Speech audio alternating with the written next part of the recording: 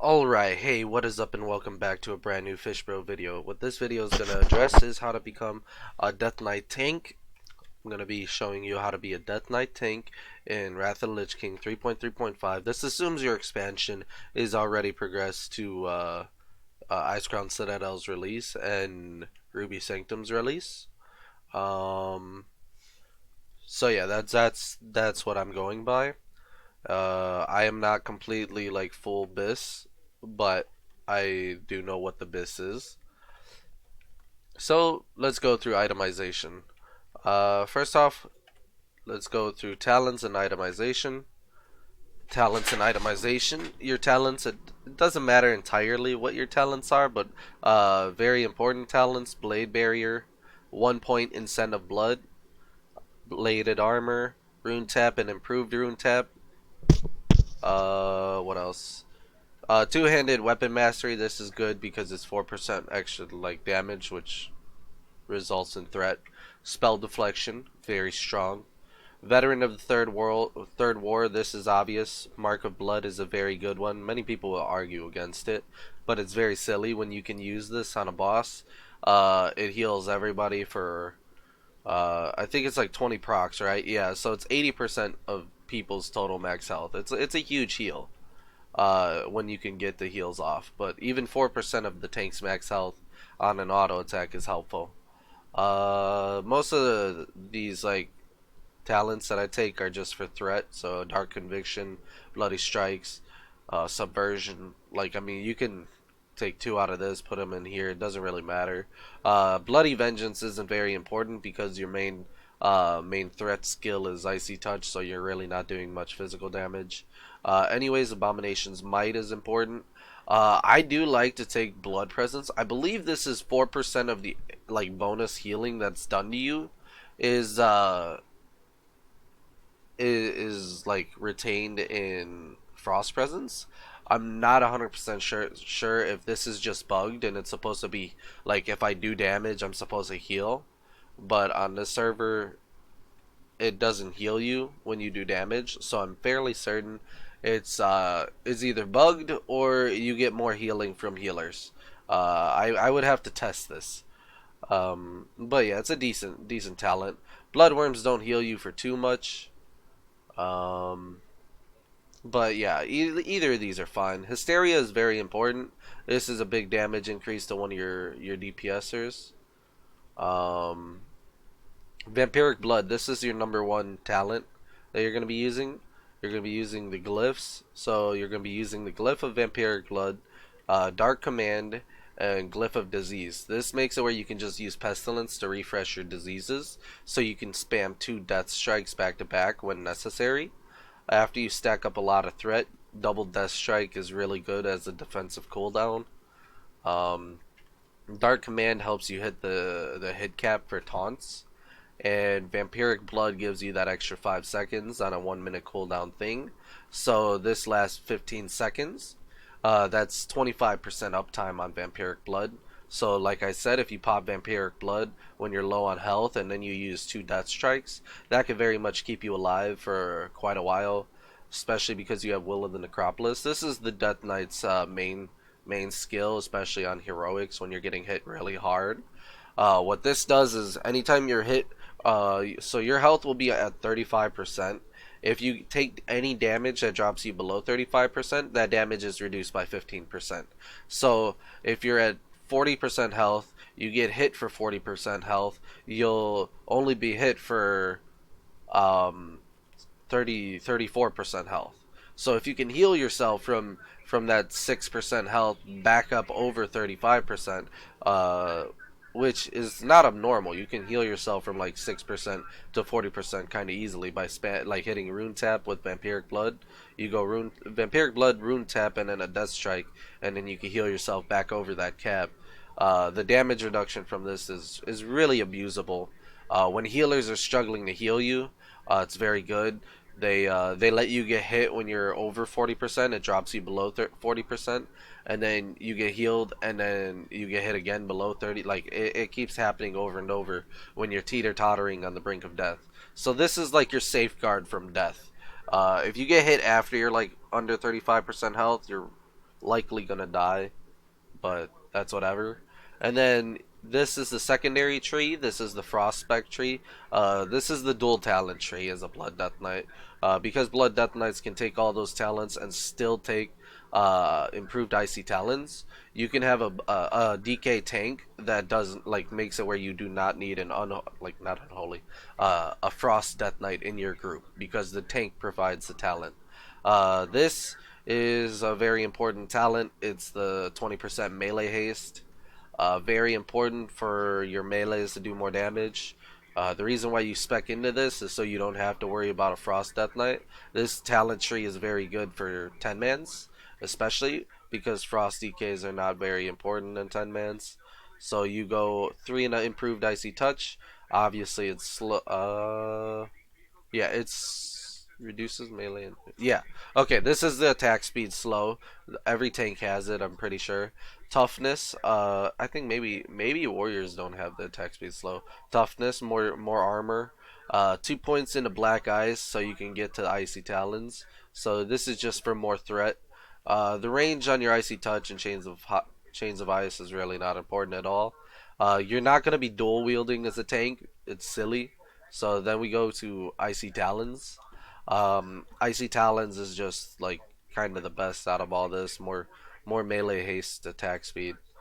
Um, I don't know. I've considered using 3 points in Annihilation, for more crits on Icy Touch, but I don't know. I feel like the attack speed increase is better, considering.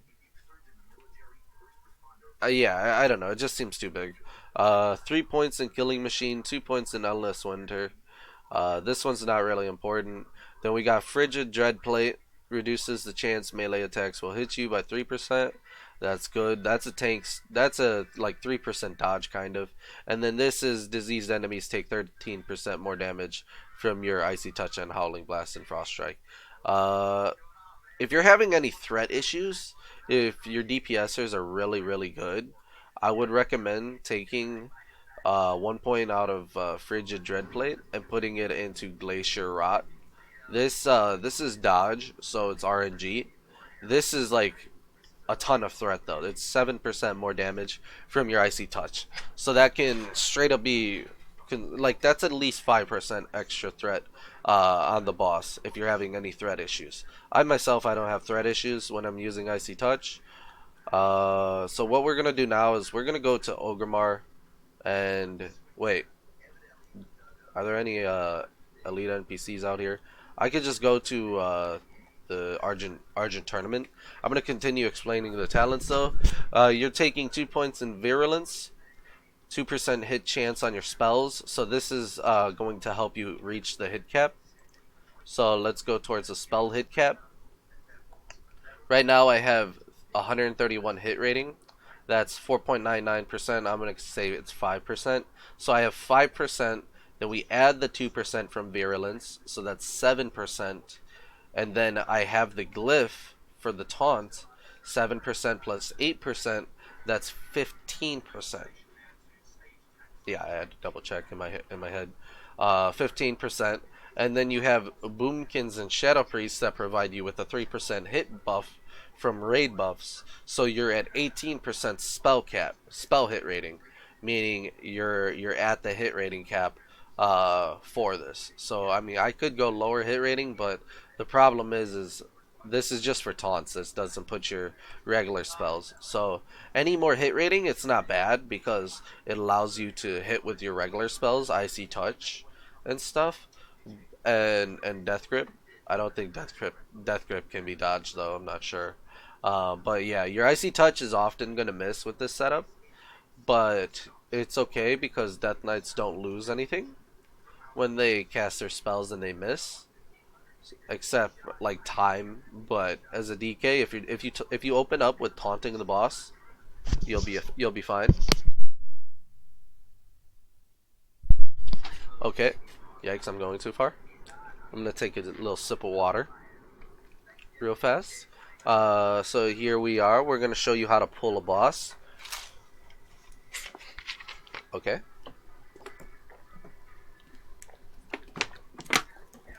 Ah, refreshing. Make sure you're drinking water. while you're watching my videos, or in general while you're playing video games. Most people can forget that. Alright, so before I go into the rotation and the pulling, I'm going to talk about the gear.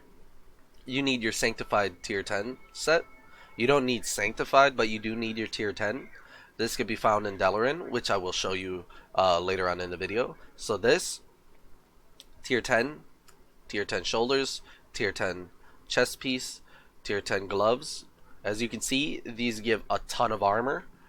This gives a ton of armor as well. This and this are decent. I'll talk about enchants later. These are best in slot. These are better than the 277 ones because these are not RNG dependent. These are like excessive armor, and they provide tons of stats. They're the only bracers in the game that give the armor like that. This is the Frost Emblem belt. This is best in slot as well. The Frost Emblem cape is also best in slot. Both provide the most armor that they can. Pillars of Might are best in slot. Now there's a different setup that you'll use for Heroic Ruby Sanctum, but we're not getting into that. The Ruby Sanctum boots are best in slot. These are the normal version. You'll get the heroic version. So Bile Encrusted Medallion on heroic is best in slot. Also, the Ruby Sanctum boots are best in slot. This is the cape is best in slot. The belt is best in slot. These are easy to get. Pillars of Might are easy to get. You just craft them. The Onyxia ring, the 25-man Onyxia ring is best in slot, and DVM's Eternally Cold ring, this on heroic is best in slot. But if you can't get the heroic version, I would never. So there's something that you guys need to pay attention to.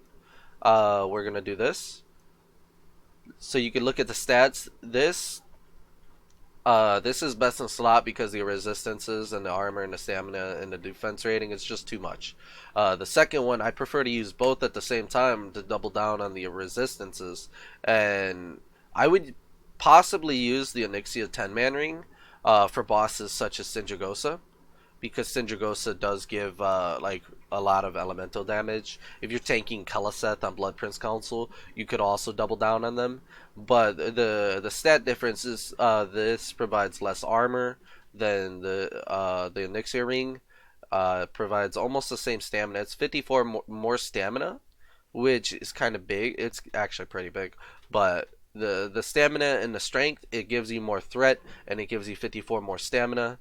But the resistances, it's the only way to get resist all on an item from the Onyxia ring. So you can see the difference right here on the left side. So over here, like this right here, you'll see it's 90 strength, 54 stamina because of the gem socket.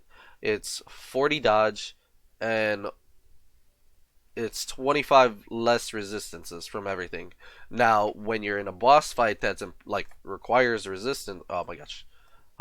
When you're in a boss fight that requires resistances, you will want to use the Onyxia rings, both the 10 and the 25 man. And when you're not in a boss fight, you'll be using the DVM ones. I mean, not in a boss fight, but when you're not in a fight that requires resistances. So this ring is pre-best in slot. Best in slot means it's the best you'll ever get on this expansion. So this is the pre-best in slot ring. This is the best in slot ring as a tank.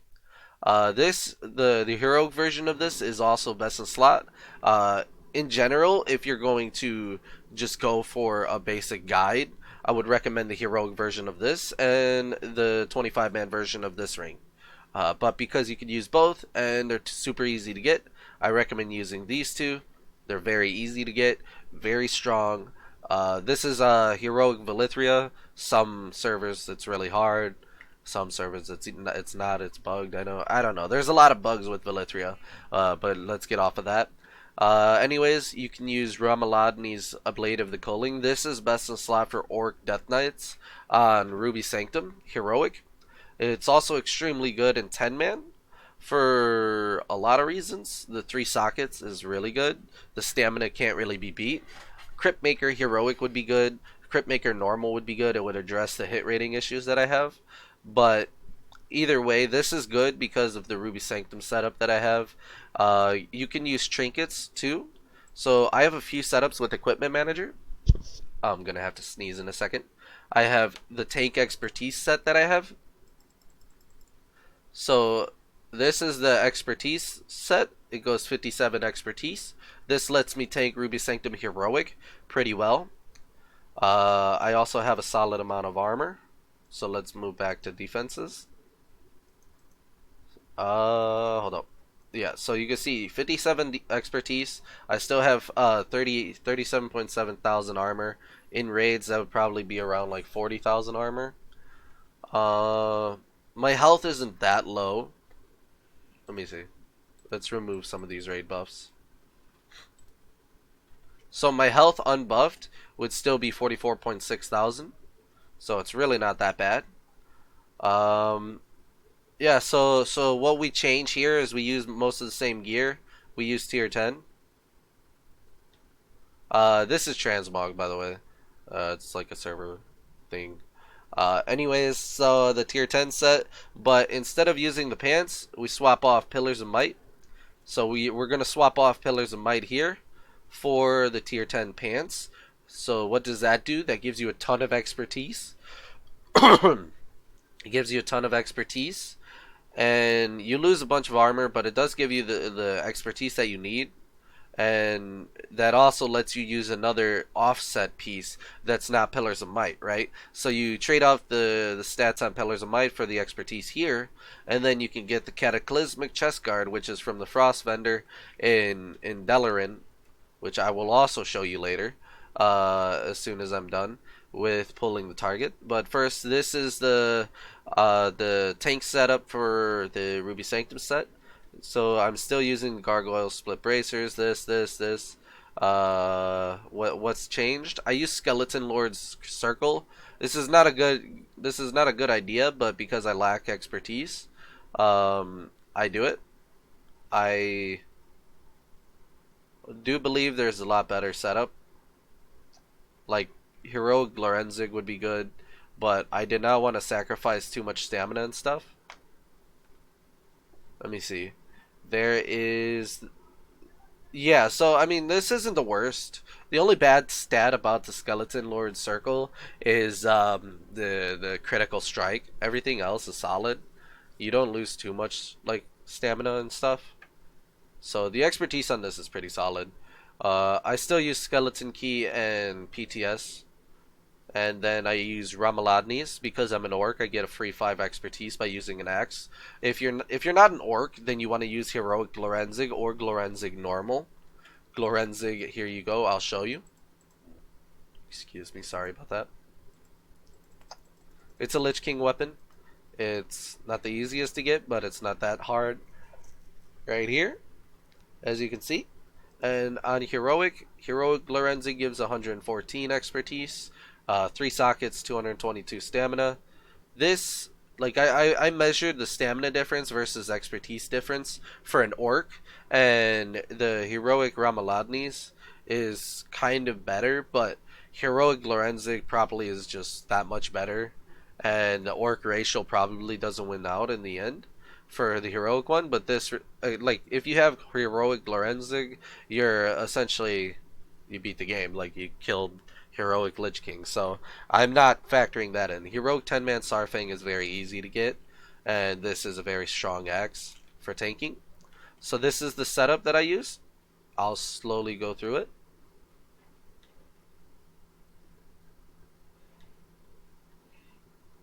Okay, that's for expertise. So you'll be using a setup like this. Make sure your expertise capped, tons of armor, defense capped, health, tons of health, and your expertise cap for Ruby Sanctum. So that's a Ruby Sanctum set. I have a dungeon hero set for doing dungeons and dailies and stuff. It's like a lot of health, but also a lot of damage. So this is my tank armor set, tank health set, and I was trying to do like some sort of raid DPS set so I could carry like noobs in raids. But this is the armor set. I have 40,683 armor.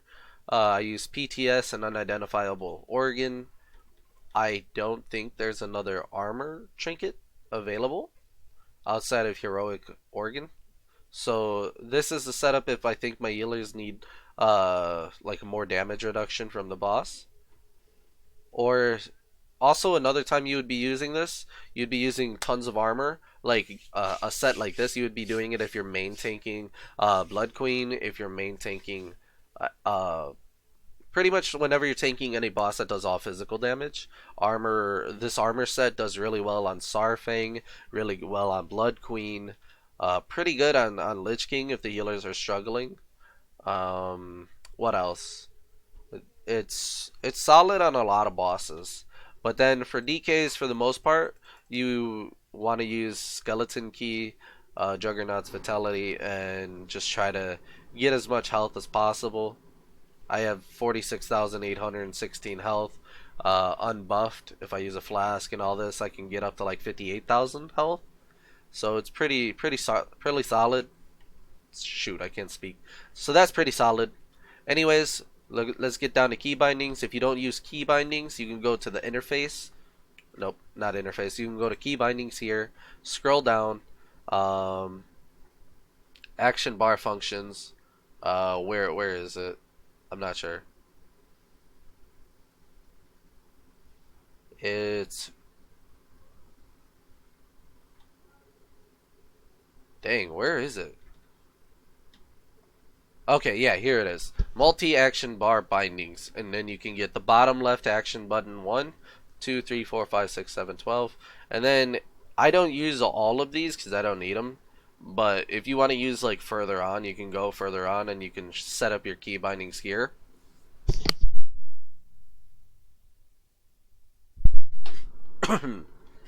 So yeah, you can go to interface. If you don't know how to set up your action bars, where you put them on your thing, where is it? Action bars right here. Sorry, I'm dumb. Bottom left and bottom right, you see it takes it off and on, and then I believe the key bindings still work with these. Yeah. No, no, they don't. So the key bindings don't work unless you pull them out.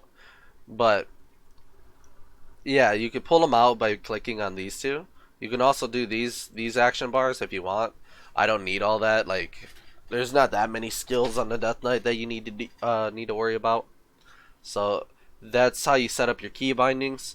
You want to use Death Grip, Icy Touch, Plague Strike. Like, all of these are good. So when you're pulling the boss, you're gonna be doing a DBM pull timer. So let's go DBM pull 15. Uh, Whatever. It would just do like a 15-second pull timer. 15, 14, 13, and then 3, 2, 1. And as you approach, I'm gonna waste a potion on this video. So as you approach, you like at 2 seconds into your DBM pull timer, you would pop your armor potion, taunt, icy touch, turn the boss around, icy touch, empowered rune weapon, icy touch again, icy touch again. You would cast Hysteria, ideally on somebody in your raid. That somebody's me.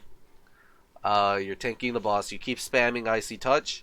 You would use your Icebound Fortitude whenever you feel the need. One of the healers are incapacitated from a raid mechanic. You're going to pop Icebound Fortitude. This gives you 40% damage reduction. 30% or more. 30 to 60%. I don't know just how much it is, but it's a lot of damage reduction. Use your Mark of Blood whenever you think the boss is going to hit you several times. If you're going to take any magic damage, you're going to use your anti-magic shell. Boom. I got 5 seconds where I'm pretty much immune to magic.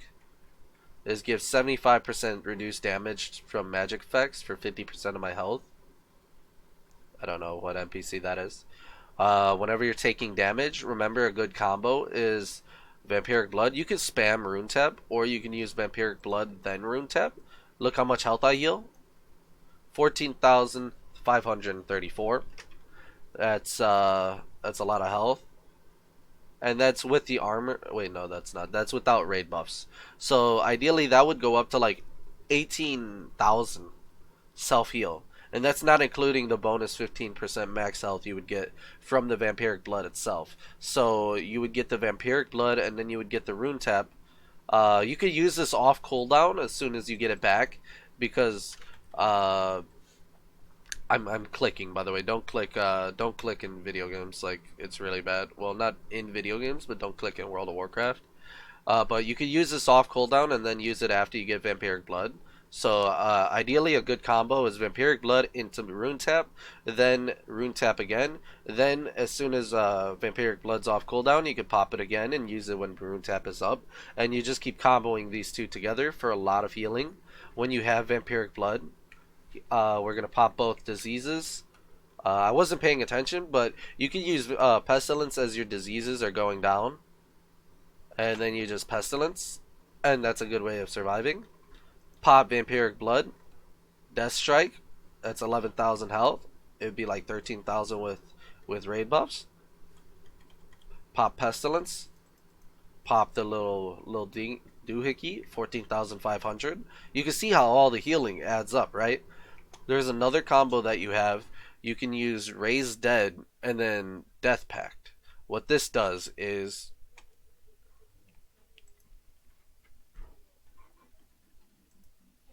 okay, sorry, I lost my train of thought. What this does is it summons your goal, and then you eat your goal. Meow, 18,726 health.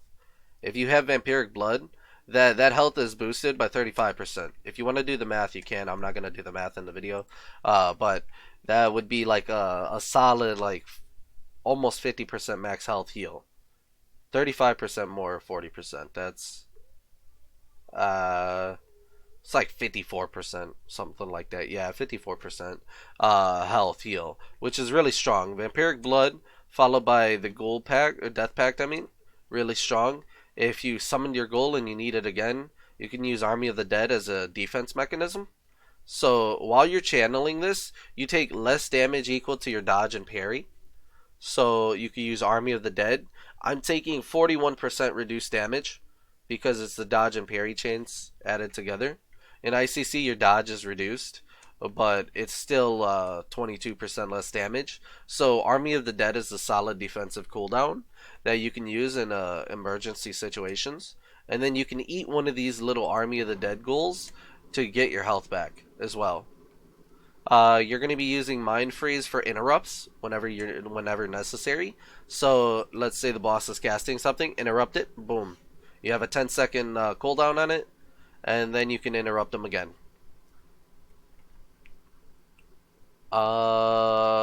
This isn't part of it. That's a Bloodlust macro that I use. And yeah, so we use Death Coils whenever we have extra runic power. It doesn't do too much damage, but if you have nothing else to do, then you're going to use Death Coil. Bloodstrike as well. Bloodstrike just does a little bit of damage. It's whatever.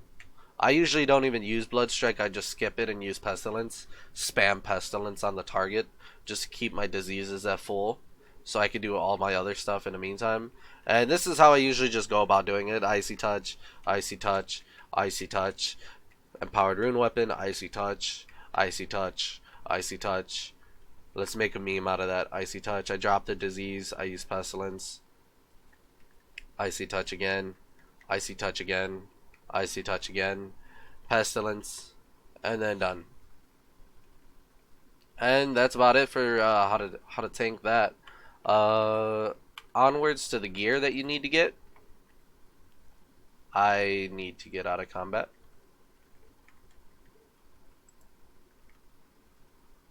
Yeah, I don't know why I'm not out of combat, but I need to get out. Anyways, this right here, up the staircase at the Argent Tournament, this is an instance that you want to go to. There is one of your pre-raid best in slot trinkets here. It's Trial of the Champion is what it's called. This drops from the final boss, I believe. The Black Knight. And as you can see, this is a really amazing trinket. This has a 45-second internal cooldown, so you get hit, you get 10-second proc of 7,056 armor, and then 35 seconds later, you can get that proc again, and it'll be it has 2/9 uptime, right? It's like I don't know, like 24% uptime or something like that. But it gives a ton of stamina, a ton of average armor. I am still in combat. I have no clue what's going on. Anyways, I gotta go back to Dalaran. But the black card is good for starting off. We're gonna show you some of the gear you're gonna get early on.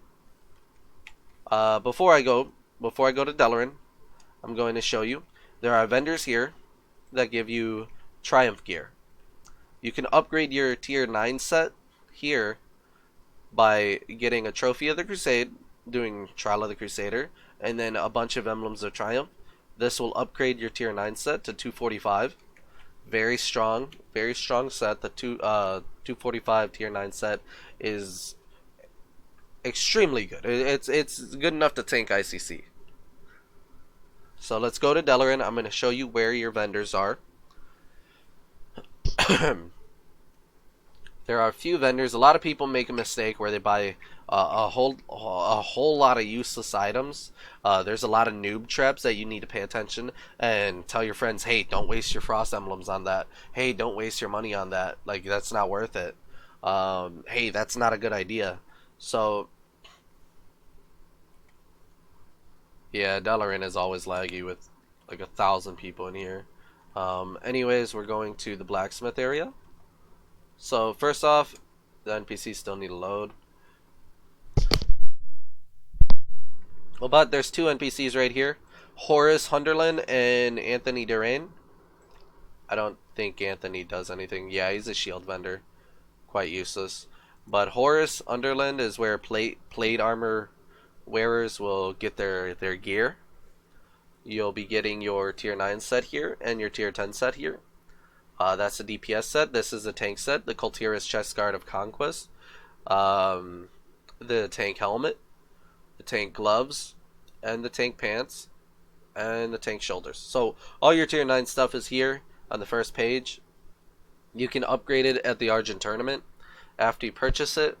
So it's only 50 emblems of Triumph times 3 and then 30 times 2, so it's 160. You don't need all 4 or all 5. You'll be getting only 3 of them.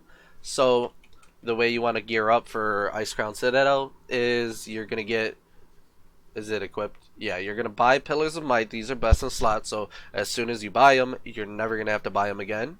Then you're going to get the helmet, the chest, the gloves, and the shoulders. And you'll have the full tier 9 set. More water. So the tier 9 set decreases the cooldown on your vampiric blood. Yeah, the vampiric blood by 10 seconds. So you can use vampiric blood every 50 seconds. Now that's huge when your vampiric blood lasts for 15 seconds. So that increases the uptime on that by a lot. So it's 3/10 uptime. So it goes from 25% of the time it's up to like 30%. But not only that, it's the fact that you're not going to be tanking all the bosses. Like if you're on Sarfang, I need to stop moving around. If you're on Sarfang and you're using this set, assuming you're just getting an ICC, what you can do is you can use your vampiric blood anytime you taunt Sarfang. It lasts for 15 seconds, so almost the entire duration that you're tanking Sarfang. The other tank tanks Sarfang for 20 seconds. That gives you 20 seconds that it's off of you. So you're already only like 15 seconds into, like 15 seconds away from getting vampiric blood again, right? Because it's 15 plus 20, which would be 35, and you're 15 seconds away. And if you did it, if you use it at the start of you tanking Sarfang, then you can have this like every time you're tanking him or whatnot. Like, it's very useful. Anyways, we're gonna move on to tier 10 set. This is where you buy all your tier 10 sets. You can upgrade your tier 10 with the Vanquisher marks, right here, and then you can upgrade the tier 10 set with your heroic Vanquisher marks, and you get all your tier 10, heroic tier 10. So the way the pages are organized is it's tier 9. It goes first 5 are DPS, second 5 are tank. First 5 are DPS, as you can see. First 5 are DPS, last 5 are tank. This is the normal page. Then this is the heroic page. First 5 DPS. Wait. Oh no, this is the upgraded. So there's three like levels of tier 10. This is the basic tier 10. Then this is the upgraded tier 10.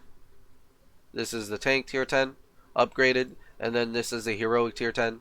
and then this is the heroic. Yeah, this is DPS.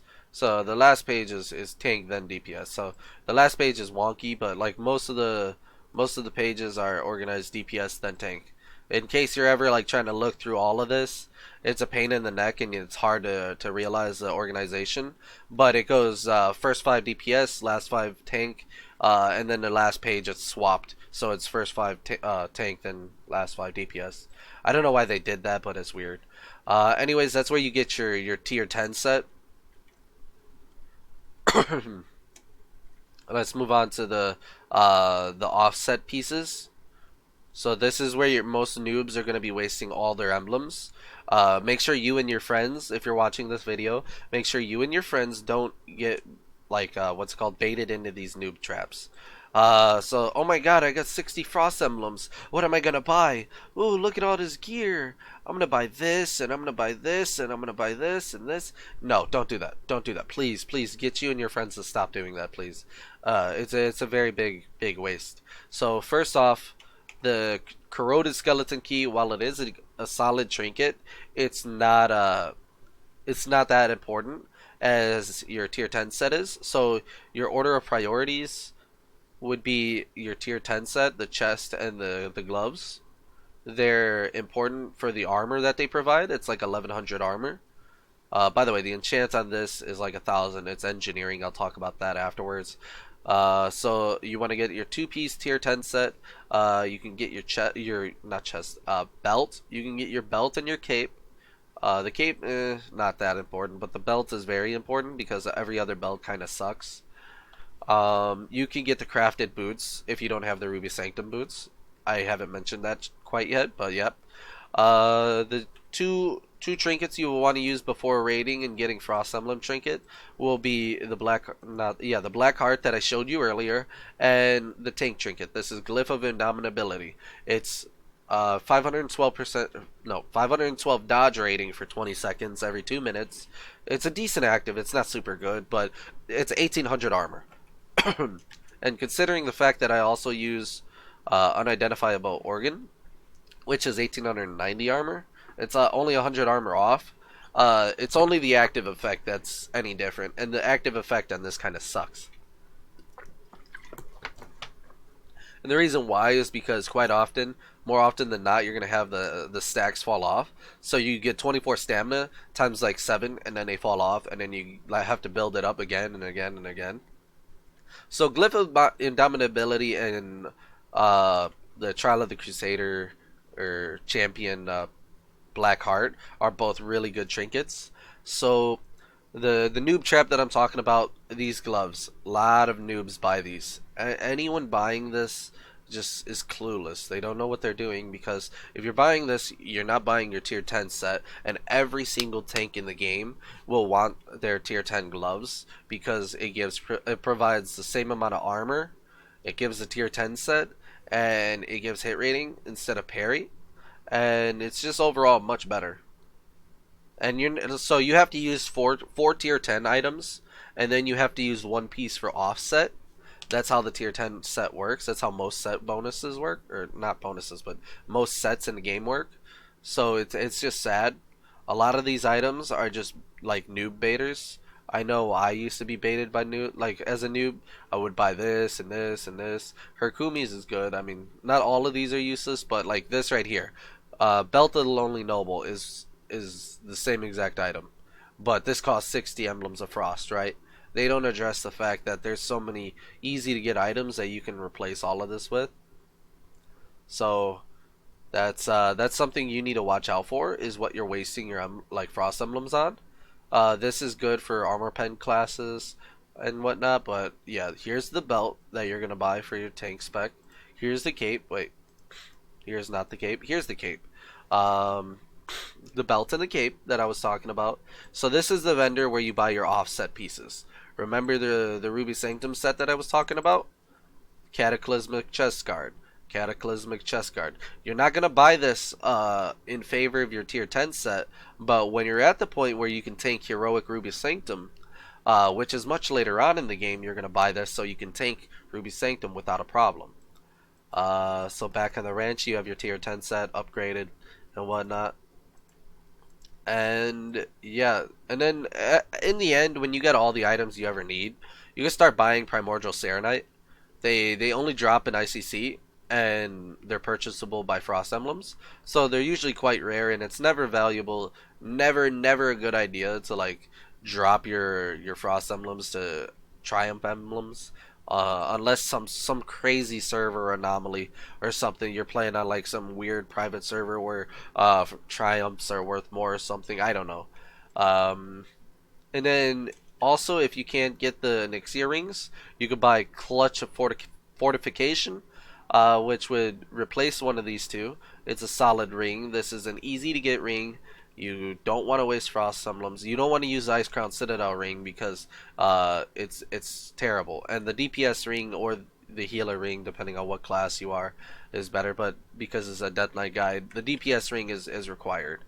This is so much better for whatever DPS spec you're going off spec, and the tank ring just sucks. Let's go to reputations. I'll show you the tank ring. Where is the Band of Courage? Yeah, so here it is. You get a 2400 armor proc for 10 seconds. The proc chance sucks. The internal cooldown, I think I read somewhere, was like 2 minutes. The stamina is decent, but it's really not all that impressive. And the ring doesn't provide any armor. The ring doesn't provide any armor at all. So, unless you're going to use this for hit rating, which is unnecessary, I recommend the Onyxia rings or Clutch of Fortification. This is probably controversial. It's not all that important, but it's whatever. If you're gonna use the tank ring, like just I'm cringing at you. That's all. Like I'm just like cringe because like the DPS ring is so much better, and whatever off spec that you're using for your off spec is just gonna suffer because you're using something that sucks for your tank spec. Whereas like this is best in slot for DPS, right? 480 attack power is huge, versus like the benefits of the tank ring. Um, I can't get behind that tank ring. It really does suck. But I mean, if you need gear score, by all means use it. If you need gear score to get into pugs or whatever, like just gear score their ass all the way up. I mean, I don't mean to swear, but like gear score them all the way and just be like, yeah, I'm like 7K gear score tank. Please invite me. You know what I'm saying? I think I covered everything, but I got to go to professions now. If you're gonna try to min max and play a really good tank, I recommend going with a few professions to stay away from. So crafting, I believe, is the name of the game. Yep, you do not want herbalism. Herbalism gives a health regen kind of thing. I mean, herbalism ain't the worst, but it's not the best. Good professions, jewel crafting and engineering. These are the best in slot professions because jewel crafting provides 63 stamina from the bonuses on the extra gems. So as you can see, where is it? Where is it? Where is it? Blue gems, blue gems, blue. Yeah, right here. So the regular base gem is 30 stamina. The dragon's eyes are 51 stamina. The way you can only use 3 of these, by the way. So you calculate it by doing 51 minus 30, which equals 21 times 3. That's 63. No, yeah, 63 stamina. So you get 63 stamina bonus from having jewel crafting. When you have mining, if you have mining, it's 60 stamina. So mining is a good profession to use if you're tank. If you're like when you see mages doing this, like it's so cringeworthy because like when you see mages using mining, they don't get any benefits from it. Now, if you have skinning on a mage, you get 40 critical hit, which is good for DPS. But as a tank, you want to stay away from skinning because it gives crit. Tailoring, I'm not quite sure, to be honest. Uh, Tailoring is kind of weird.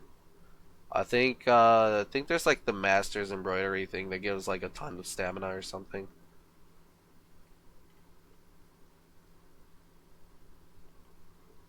Oh wait, hold up. Attack power, chance to restore mana. Oh my god, what is that? Get off me. I just got attacked by a bug. Ugh. whatever. Yeah, tailoring's weird. I don't recommend it. I've never used it as a tank, but I mean it's probably usable. It's probably a good one.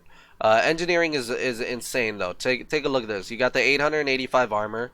That's already like that pays for itself. Then you've got the what is it called? Oh, then you have the helmet enchant on engineering, which is this one, 45 stamina, and allows you to engage in mental combat. That's useless. I've never used that active. But 45 stamina on a helmet as an enchant is insane for tanking. Enchanting is decent, but it's not really that great. As you can see right here, enchant stamina. You get 60 stamina on your rings. That's good for tanking. So if you like, it's mostly optional for most of the crafting things. Alchemy gives you 50% increased flask and longer flask duration. So I mean, alchemy is luxurious too, but the 50% like flask gives you 650 health, right? And so that would be like 65 stamina worth. So alchemy is really good on tanks. Although to get your profession benefit, you need your you need to use a flask, so you can't be cheap in raids as alchemist. But your flask give 2,000 health. It's 650 health bonus from alchemy, 600 health bonus from blacksmithing, 600 from enchanting, 885 from engineering, and a bonus helmet enchant. I don't know the bonuses completely, but whatever. Inscription is decent, I think. I've seen it before. Joel crafting is solid. Leatherworking provides a unique bonus I'm going to talk about in a second. Mining gives 60 health. Uh, Herbalism kind of sucks. Skinning is really, really bad on a tank. And mining is solid on a tank. Leatherworking. Let's see, leatherworking. There is the item enhancements. Yes. So these are all the, not the Jormunger, but all the fur linings give you the leatherworker's personal thing. So what you could do is you could give yourself 102 stamina versus the basic 80, like 40, I mean. So you get 62 stamina from leatherworking. It's really not that much difference. It's only 4 stamina less than jewel crafting. So you could use the basic stamina, but also if you want to get a second pair of bracers, you could use the unique thing on leatherworking. They get 70 resistance to any of the class that they enchant their bracers with, right? You could go arcane, fire, frost, nature, shadow resist. So if you have like a pair of bracers for Keliseth, you can tank him and get 70 shadow resistance. Solid right there. You can get frost resistance for Sindragosa. So leatherworking is really, really nice on a tank. It's extremely good on a tank, actually. So any Druid tanks or even DK tanks, if you want to go leatherworking, it's good. It's a good profession for tanking. And that concludes most of that. I'm going to talk about the Forge of Souls and Pit of Sauron instances that you'll be going to get gear. So you can do these instances with a pre-made group. You need to get off your butt. And instead of saying, oh my god, my guild can't carry me, like you need to say, hey, look, I want gear right now. I'm going to form my own group. And I'm going to go kill these bosses and get my own loot. So you go to the Forge of Souls, Pit of Sauron, and Halls of Reflection. Forge of Souls, first of all. This is all the loot you can see. I can't move. I can't move. Okay. So these are the items from the Forge of Souls. No tank items from the first boss, really. But the second boss will provide some cheap items that you need. Pants are good. Boots, I think. Yep, boots are decent. So the last boss gives boots. What else? I'm gonna go towards the area where you're gonna find the Pit of Sauron, Forge of Souls, and Halls of Reflection. They're on Icecrown Citadel. To the right of it, I'm gonna show you in a second.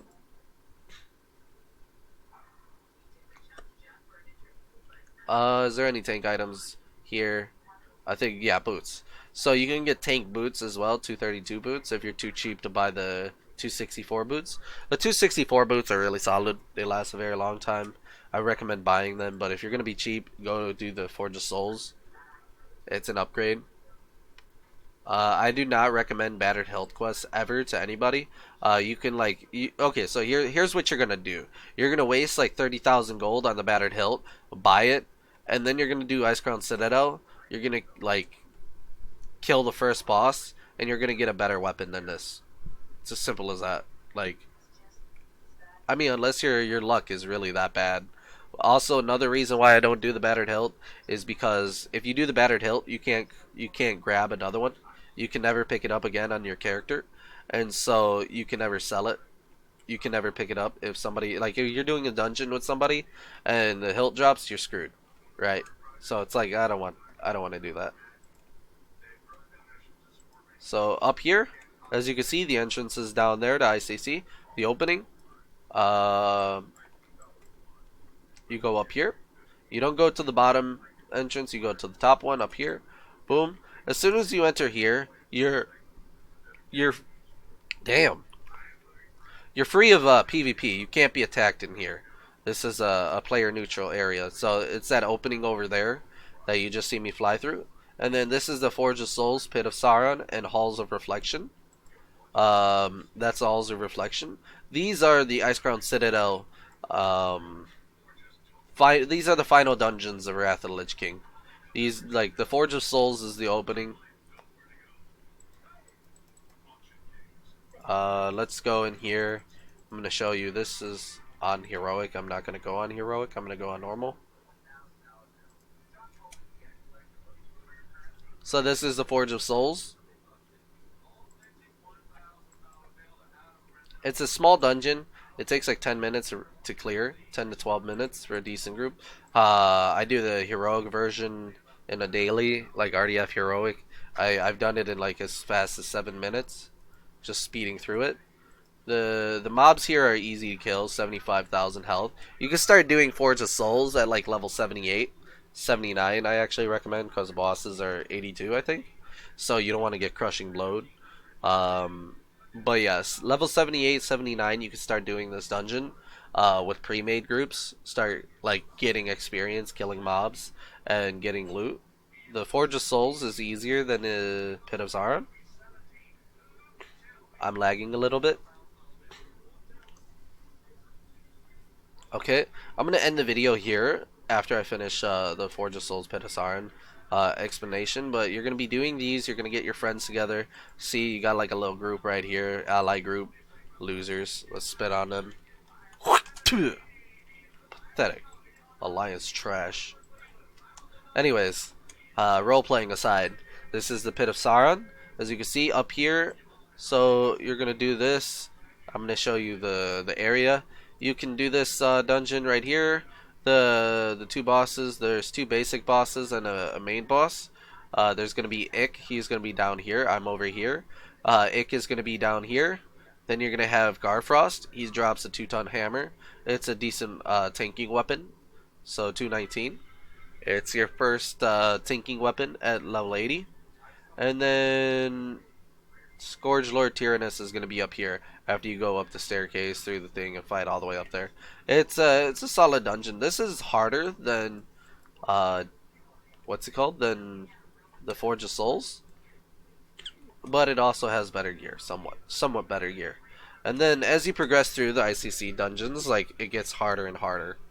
But you should have the loot from the previous dungeons before you go on to the next one. And also, like, it's good to do Pit of Sauron just to get the weapon, so you can have a better weapon, you know? So this is the Halls of Reflection. This is the final Lich King dungeon. This is where you meet the Lich King himself. That's Frostmourne. And yeah, so this is where... Wait, what the heck is going on? I don't want to trigger the event. Okay. Yeah, so this is where Sylvanas meets the Lich King and stuff. This is the final dungeon, and this is also one of the harder ones. You will want around 4.5k gear score or so, but if you got somebody boosting you, go ahead and do it. But yeah, these dungeons are solid. You want to go and farm them. Get like if you're not doing them on normal, or I mean, if you're not doing them on the heroic mode, because you can only do heroic once a day, you should be doing them on normal, like constantly for the loot that you need. unless you've already gotten all the normal loot. Then you're almost ready to go kill Lich King. Not kill Lich King in 25 minutes, but almost ready to go. What's it called? Ice Crown Citadel. Yeah. So with all the pre-raid bis gear, like you should be solid. I have a pre-raid bis list that I will link on my Discord. Um, so that's what I'm gonna end the video with, is the fact that I started up a Discord that you guys could join. If you want to hang out with me, talk to me, ask me questions and stuff, and also to give video ideas and whatnot. Like, I mean, you can always pop them in the comment section below if you don't want to join Discord. But if you do want to join Discord, I'm gonna leave the link in like either the description or the pinned comment section. Thank you for watching. That's the DK tanking guide, and with that, I hope you all have a great day. Don't forget to smile. Bye.